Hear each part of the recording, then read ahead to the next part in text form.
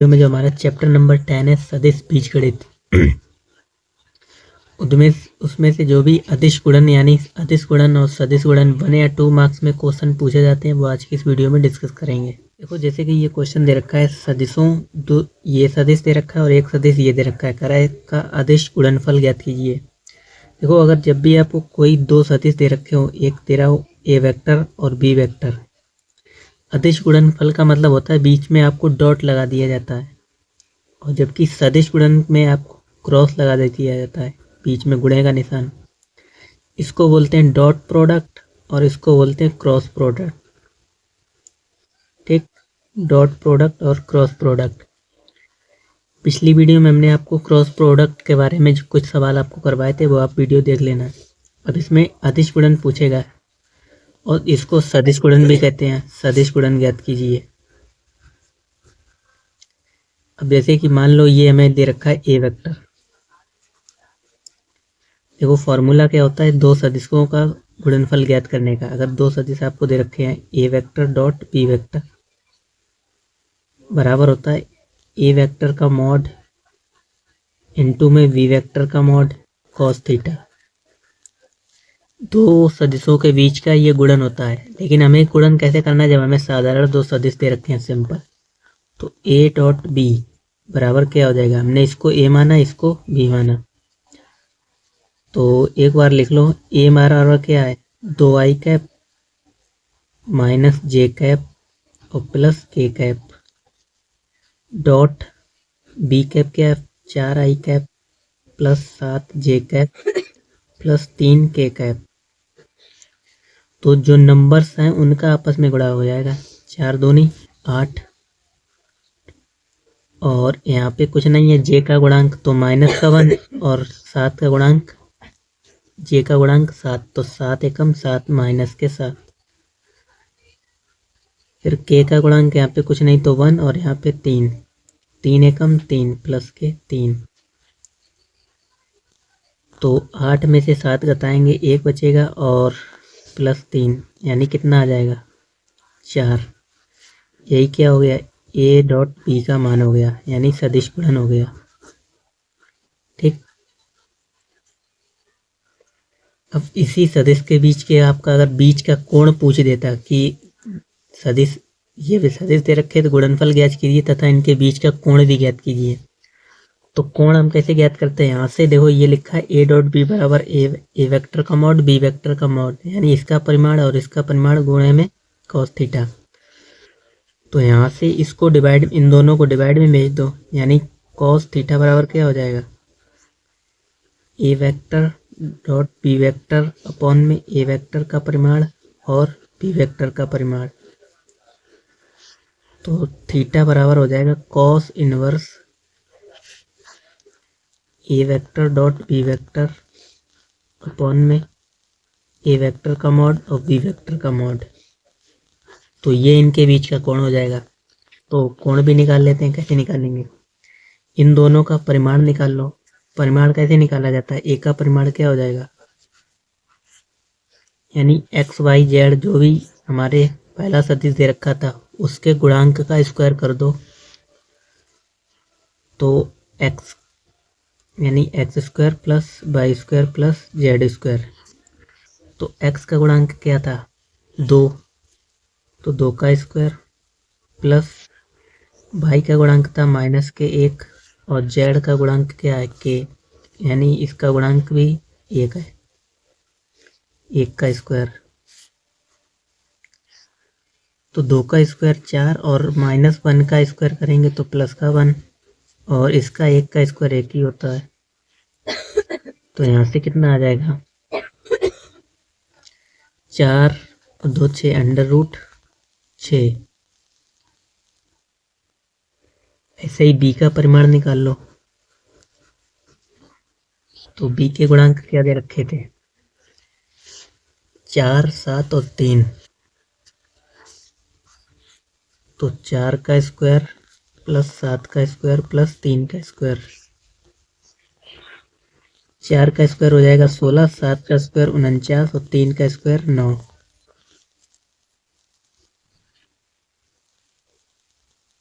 16 और 9 25 और 25 और 49 कितने हो जाएंगे? 25 प्लस 49, 9 5 14 और 4 2 6 और 1 7, सही है, √74।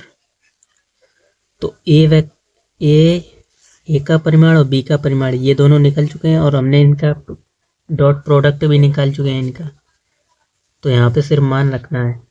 थीटा बराबर क्या हो जाएगा? ऊपर ए डॉट बी का मान कितना आया हमने निकाला अभी? 4 बट्टे में ए √6 और इसका है √74, 74।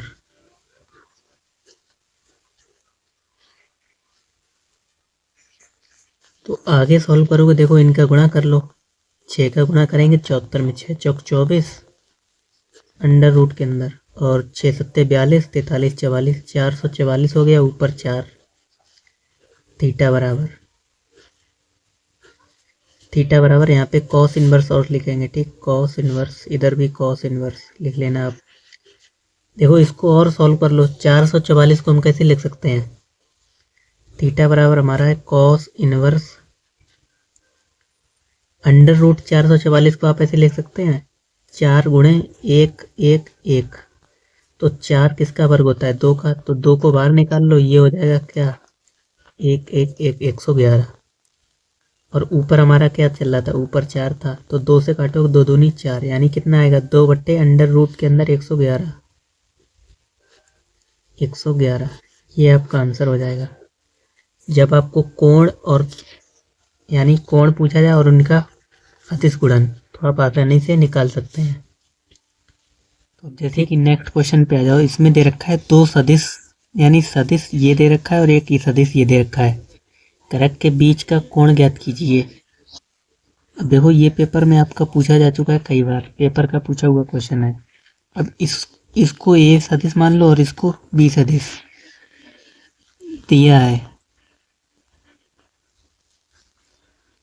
इसको हम ए वेक्टर मान लेते हैं, माना कि ये हमें ए सदिश दिया है, 2i cap plus j cap plus 3k cap, ठीक। दूसरा दिया बी, 3i कैप माइनस के 2j cap plus k cap. देखो इन दो सदिश के बीच का कोण अभी हमने बताया कैसे निकालेंगे। थीटा बराबर कॉस इनवर्स ए का डॉट ए और दोनों के बीच का डॉट प्रोडक्ट अपॉन में दोनों का परिमाण। तो लिखेंगे माना दोनों सदिशों के बीच का कोण,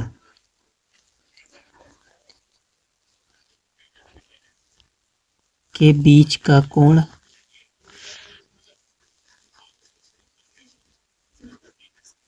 थीटा है। तब थीटा बराबर क्या हो जाएगा? कॉस इनवर्स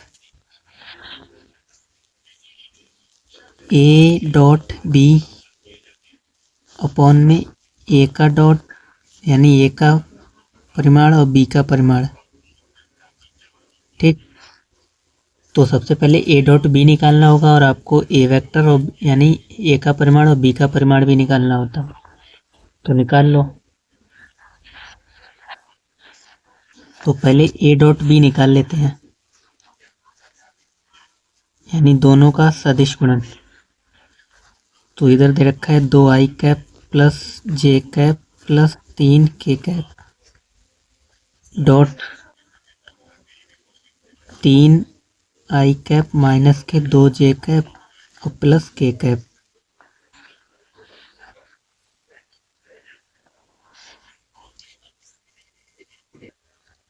तो कर लो गुणा, 2 का 2 3 6 और 1 दूनी 2 माइनस के 2, 3 एकम 3, 6 में से 2 के कितने बचेंगे? 4, और 4 और 3 कितने हो जाएंगे? 7, यानी ए डॉट भी हमारा कितना आ गया है? 7, ठीक। और हमें क्या निकालना है? ए का परिमाण, ए का परिमाण कैसे निकालते हैं, ए के जो भी आपको वेक्टर दे रखे हैं उन सब का स्क्वायर कर दो गुणांक का, तो 2 का स्क्वायर प्लस 1 का स्क्वायर प्लस 3 का स्क्वायर, 2 का स्क्वायर 4, 1 का तो 1 ही और 3 का 9, 9 4 13 और 1 14, अंडर रूट 14। बी का परिमाण निकाल लो, 3 का स्क्वायर प्लस -2 का स्क्वायर प्लस 1 का स्क्वायर, यानी इनके जो गुणांक होते हैं उन्हीं का स्क्वायर होता है ना।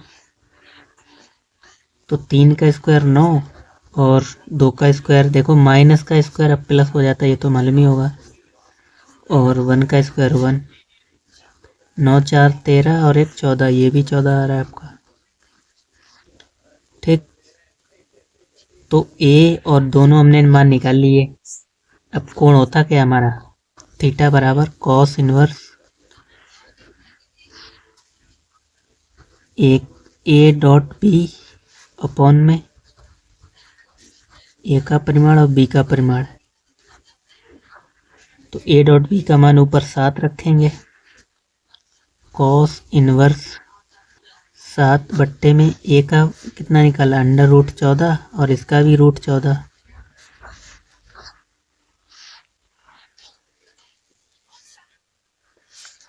तो जब यहाँ पे गुणा करेंगे और सेम रूट का गुणा करते हैं तो रूट हट जाता है, यानी सेम 14 बचेगा। और चाहो तो आप ऐसा भी कर सकते हो, कॉस इनवर्स 7 बट्टे 14 का गुणे 14, यानी 14 का वर्ग कितना, 196 अंडर रूट के अंदर। तो 196 किसका वर्ग होता है, 14 का। तो फिर यही आ जाएगा कॉस इनवर्स 7 बट्टे 14, 7 से काटो 7 एकम 7, 7 दूनी 14। यहाँ पे हो जाएगा कॉस इनवर्स 1/2। इधर हमारा चल रहा था थीटा, तो कॉस इनवर्स 1/2 किसकी वैल्यू होती है, कॉस इनवर्स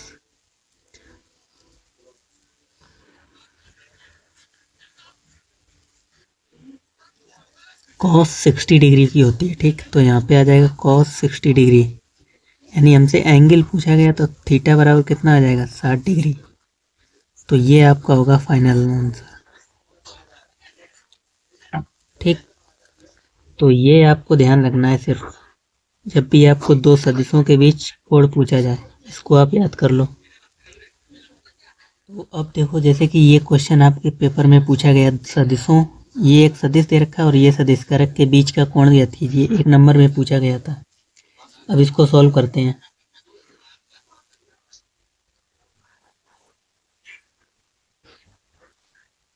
तो देखो सदिश हमें क्या दे रखे हैं, इसको आप ए मान लो, इसको ए और इसको बी, तो लिख लो ए बराबर, ए वेक्टर बराबर क्या दे रखा है, 2 आई कैप प्लस 2 जे कैप माइनस के कैप, और एक को बी मान लो, दे रखा है कितना, 6 आई कैप माइनस के 3 जे कैप प्लस के 2 के कैप।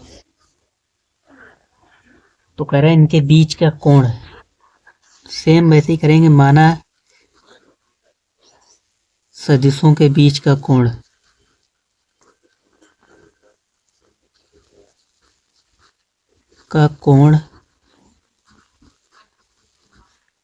थीटा है। तो हमने बताया अभी आपको, थीटा बराबर क्या होता है, कॉस इनवर्स ए और बी, ए बी वेक्टर का डॉट, नीचे ए का परिमाण और बी का परिमाण। ठीक, तो दोनों का पहले डॉट प्रोडक्ट फिर परिमाण निकाल लो, इसमें रख दो, आ जाएगा आंसर। ए डॉट बी निकाल लो, ए हमें कितना दे रखा था, 2 माइनस के डॉट 6 माइनस 3 और प्लस 2। ठीक, तो 2 छंग 12 दो तीन 6 माइनस के आएंगे, 2 एकम 2 माइनस के, तो 6 और 2 8, 12 माइनस 8, 12 में से 8 गया 4 बचा, यानी ए डॉट बी हमारा कितना आ गया 4। अब ए और बी दोनों का परिमाण निकाल लो। ए का परिमाण क्या हो जाएगा, यानी इनके गुणांक का स्क्वायर, 2 का स्क्वायर प्लस 2 का स्क्वायर प्लस माइनस 1 का स्क्वायर, 2 का स्क्वायर 4 प्लस 2 का स्क्वायर 4 प्लस 1 का स्क्वायर 1, 4 और 4 8 और 1 9, अंडर रूट 9 जो कि 3 का वर्ग होता है। तो ये हमारा क्या आ गया, ए का परिमाण, बी का परिमाण निकाल लो।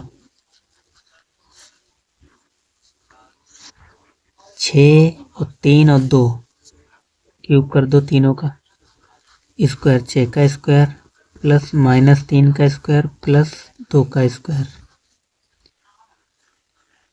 6 का स्क्वायर 36 और 3 का स्क्वायर 9 और 2 का स्क्वायर 4, 36 और 4 40 और 9 49, जो कि किसका वर्ग होता है 7 का। तो ए वेक्टर यानी ए का परिमाण 3 और बी का परिमाण 7 कहाँ पे रख देंगे, यहाँ पे रख दो सारी वैल्यू। थीटा